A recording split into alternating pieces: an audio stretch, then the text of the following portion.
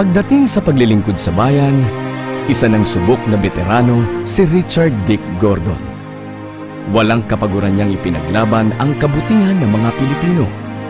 Nagmasang aksyon, tumulong sa pagbangon ng kanyang kapwa. Nasa dugo ni Dick Gordon ang paglilingkod at pagmamahal para sa mga Pilipino at para sa Pilipinas. Nasa dugo niya ang kasaysayan at kabayanihan. Ang kanyang lolong si Colonel Jose Tagle ay tauhan ni General Emilio Aguinaldo. Si Tagle ang namuno sa puwersa ng mga Pilipinong unang nagwagi laban sa mga Kastila. Ito ang makasaysayang Labanan sa Imus sa Cavite.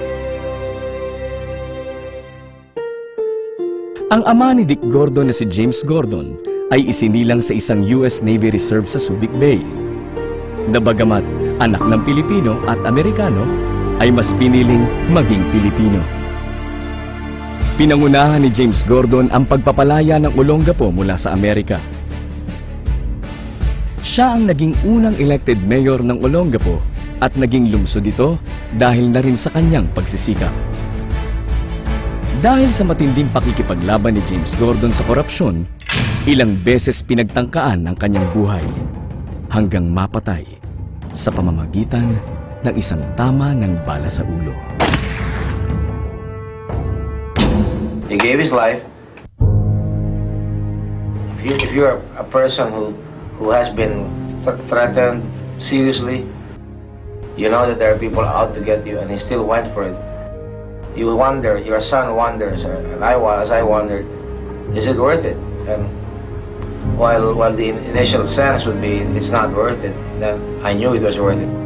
Hindi napigil ng pagkamatay ni James Gordon ang pakikipaglaban ng pamilya Gordon para sa kapakanan ng Olongapo. Ang ina naman ni Dick Gordon na si Amelia Gordon ang humaliling mayor ng Olongapo.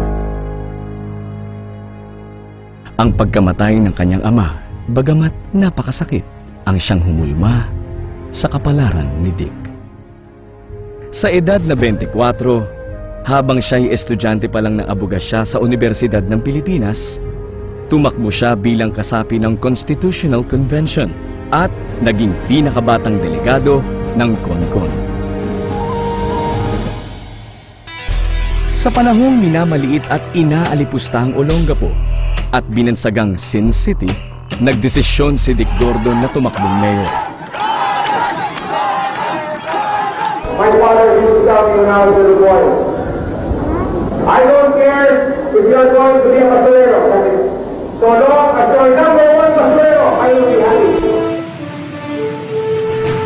Sa ilalim ng kanyang pamumuno, nalinis, naging matagumpay at progresibo ang Olongapo.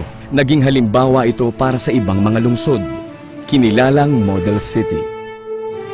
Isang patunay na kung ano ang maaaring maabot ng mga Pilipinong nagtutulungan.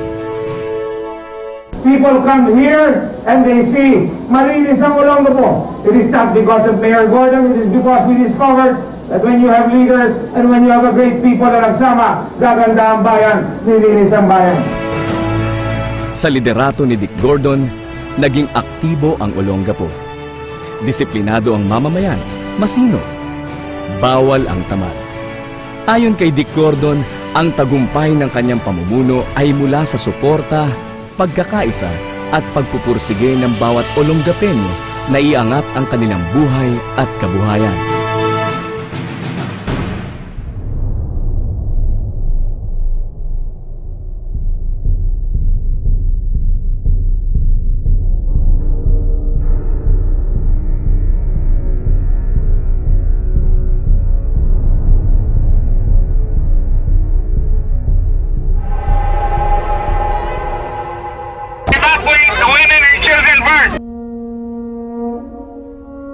At nang tumama ang matinding krisis taong 1991, ang pagputok ng bulkang Pinatubo, sa gitna ng dalamhati at kawalan ng pag-asa, hinimok ni Dick Gordon ang mga Olongapeño na magmasang aksyon. Kumilos, magtulungan, magmalasakit sa kapwa upang labanan ang trahedya.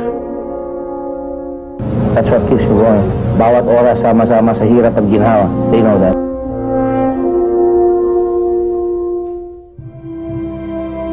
Itinuro ni Dick Gordon sa bawat komunidad na tulungan ng kanilang sarili. Hindi matatawaran ang katatagan ng loob ni Dick Gordon.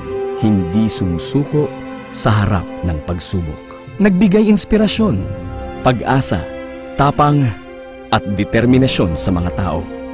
Nagbibigay ng tiwala sa sarili at tiwala sa Diyos na kailangan para sa isang nagkakaisang pagkilos. Please be a little bit more aggressive. Please show your best foot forward. Walang makapaniwala na iiwanan ng mga Amerikano ang pasilidad militar sa Subic at Clark.